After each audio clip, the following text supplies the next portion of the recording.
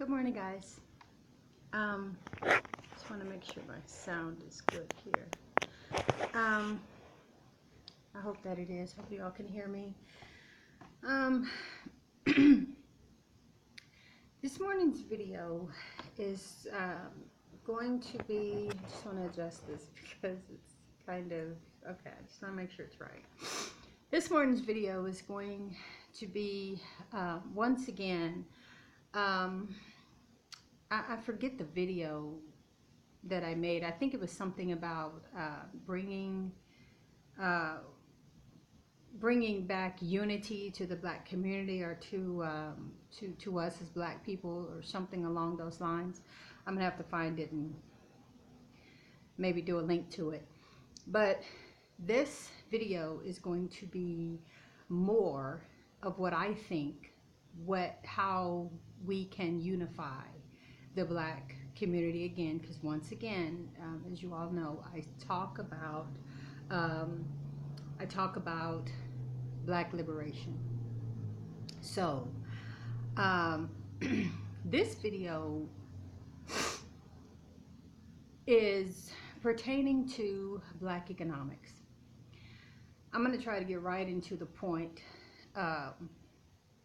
because I hear that everywhere.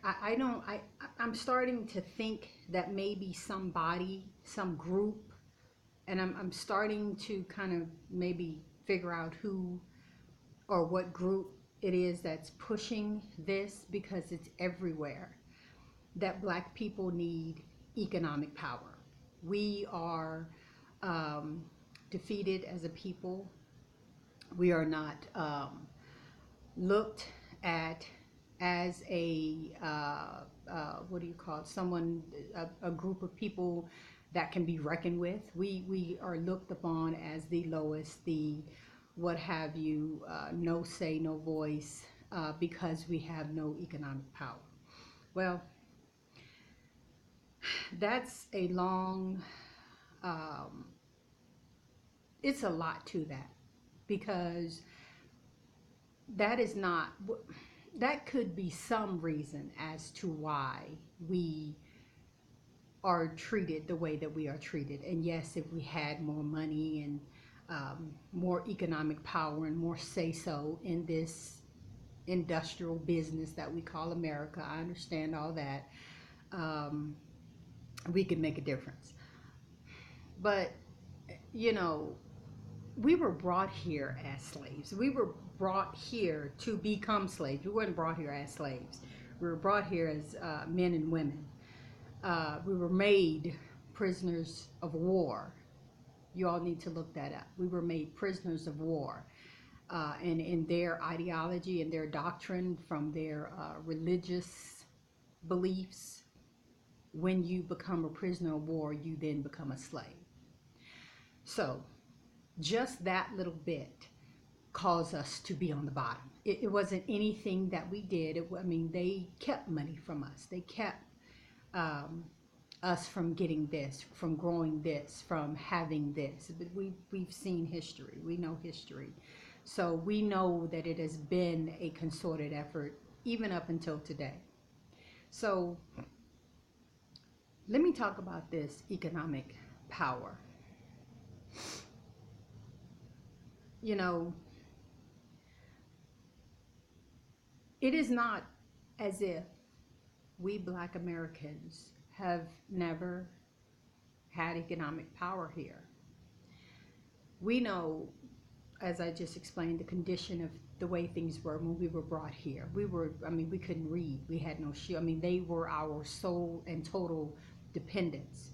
And it wasn't by choice. They did us that way because they wanted us to be dependent on them. They wanted us to be as a loyal dog. Your dog goes and fetch. Your dog totally depends on the master in every complete and total way. They stripped us of everything to make us that way. So it kind of pisses me off here now, all these years and centuries later, when you hear them talking about us being dependent on the government, dependent on them. Oh, they're lazy. Oh, they're this. They made it that way. And they know they made it that way. So I ignore that because they made it that way. You know, if they wanted us to be great scholars and readers and go to college and everything, they'd have been um, teaching the slaves to read, educating the slaves and all that when they got off the boat, because we were already very highly intelligent. It's not like we could not learn. You know, they knew we were highly intelligent, which is why they brought us here to be builders and to be scientists and all of these wonderful things that the Africans were. So if they didn't want it to be like this, they would not have established it to be like this. They know exactly what they did. You know, you're dealing with a group of people in our ruling class who are straight hypocrite. They say one thing, totally mean another, and totally do another. So we are dealing with a people, a class of hypocrites is the first thing that we need to realize that. So yeah, when they say that we have nothing, we're dependent, we are nothing, our, you know, our children are slower, all that, they made it that way. Even though our children are not slower. When you take one of our children and 1.5 years old, they are really, in my opinion, at the level of one of their 3-year-olds. So we are very, very highly advanced, and they know that. They just, you know, like to say things to keep you feeling bad about yourself and make you feel as if you're um, beneath them. It has to be for white supremacy to continue to grow, which it is not. It is straight dying out, but for it to last. So anyway, let me get on this in the next few minutes that I have here. Economic power, I keep hearing that everywhere from everybody. Now, this is my problem with this thing of if we had economic power, we would be in a better position here in America. My answer to that is a straight no. Because first of all, we have the economic power. We have always been the economic power. When they brought us here from Africa, we were the economic power. We were the builders. They just weren't giving us the money. They weren't giving us what was due us. We built and created just about everything here that you see. Now we're not, I mean, because they don't need us anymore, so they just go get somebody else to do it now. But the establishment was here. We did it. You know, that's not to speak against the native people who were already here, because they had done great and marvelous things on their own, and had done wonderful things too. But as far as the work and the labor and the purpose of us coming here and building and doing, it was us, without a doubt, hands down, it was us. So if we had been given what we were rightfully owed as far as the money, and not what was promised to us, but what was ours, if we had earned a decent wage and had not been put down, made to work for free, we would be in a much, much better position than we are now. But like I said, it was done on purpose.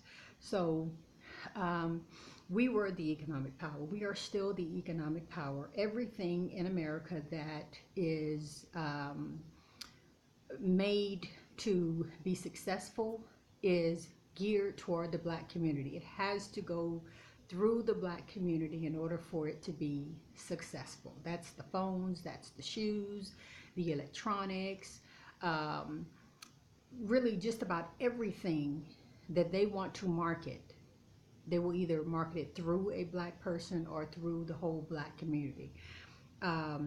That's just the way it is. We are now servants, we are now merchant servers, slaves.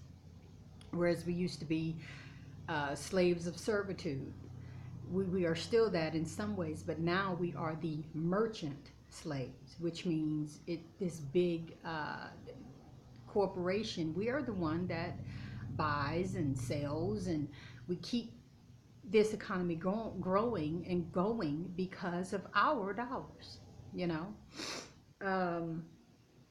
There's plenty of money in the black community. I think we just don't know how we get scammed out of it so much. The Christian church, if you ask me, and not just them, because now it's seems to be so many scams now in this the conscious community, these self-help communities and all that. They steal, they lie, they take from the black community. We as a people are just entirely too trusting. We give our money, we just give it away.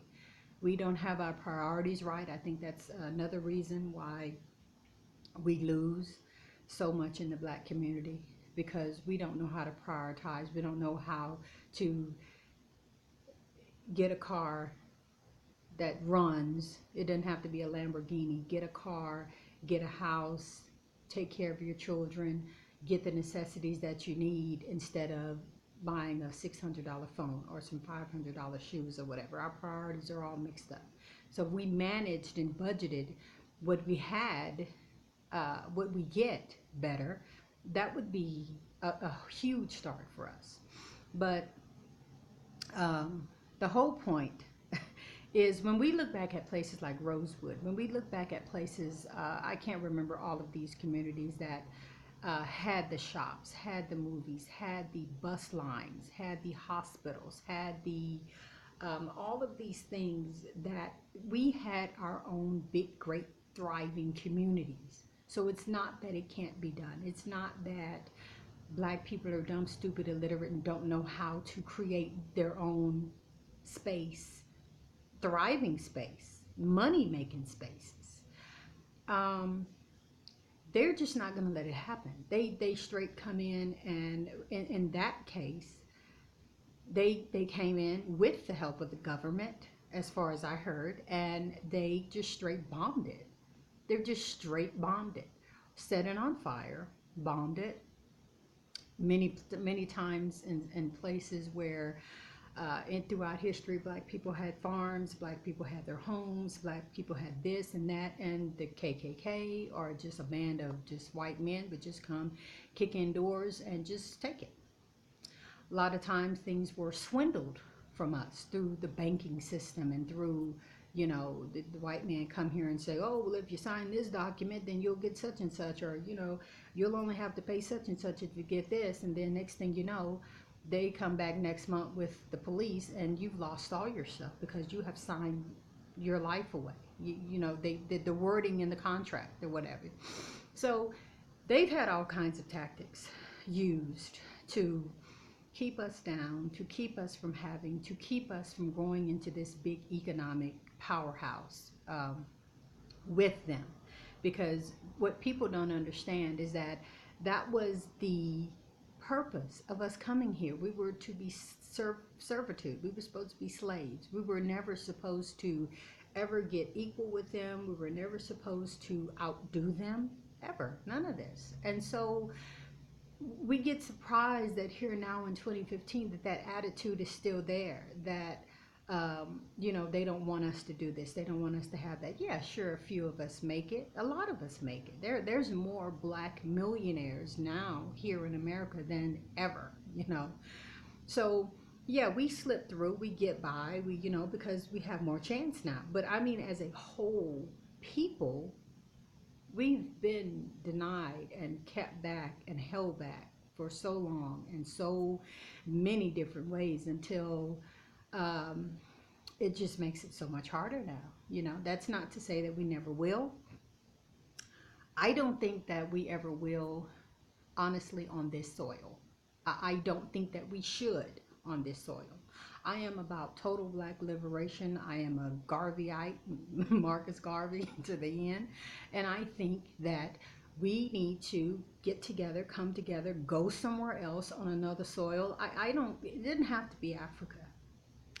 My dream is Africa, but it didn't have to be Africa. We can go somewhere else and build on some other land, soil, wherever, that we can call our own. There's black people everywhere, that would welcome and accept thriving, successful black American people, but to say that we're going to do it here on this soil and be this great economic, with our schools, our own banks, our own this, our own that, in my opinion, it's insanity. I don't think it's going to happen. I don't think they're going to let it happen. They have no intent of it ever happening. So far, it hasn't happened. So, anyway, I'm going to end this video, and I'm going to come back with a very, very short part 2.